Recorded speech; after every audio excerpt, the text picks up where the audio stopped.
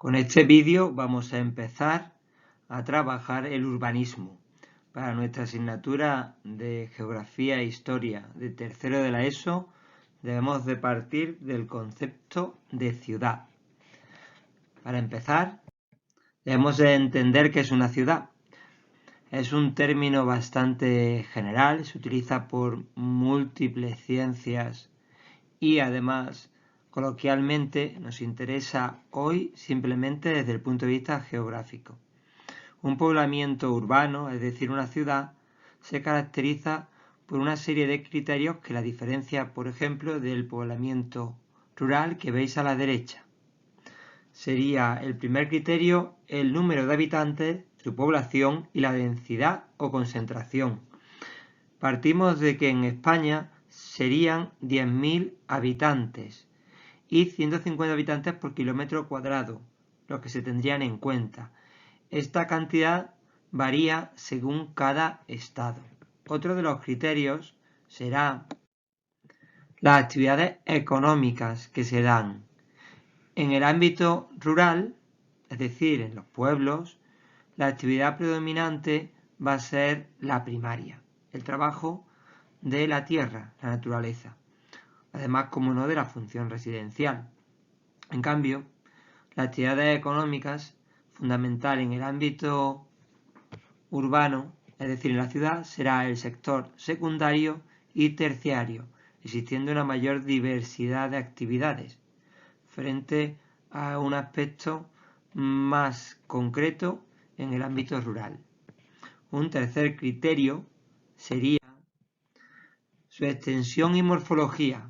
Nos encontramos una mayor extensión espacial, la que ocupa la ciudad y su influencia, frente al ámbito rural.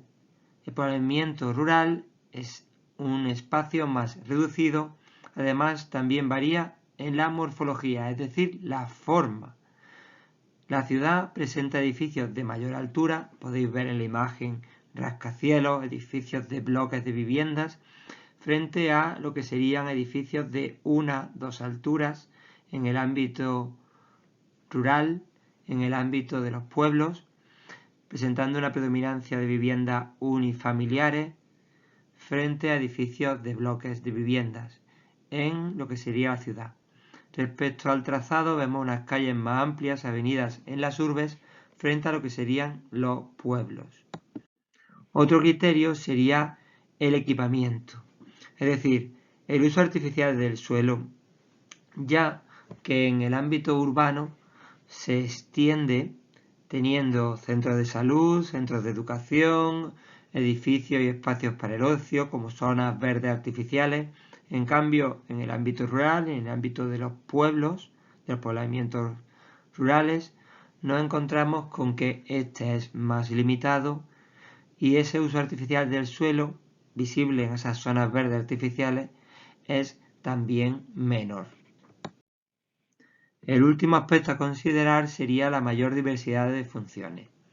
Frente al predominio exclusivamente casi agrario y residencial en los pueblos, nos encontramos con que en el ámbito de las ciudades tenemos actividades y una función que será la urbe, una función comercial, una función de despoblamiento industrial, político y administrativa, como podéis ver simplemente en Madrid, aquí al lado, cultural, turística, religiosa, como se da en muchas ciudades, etc. Y, como no, el residencial, porque esta función será común en ambos.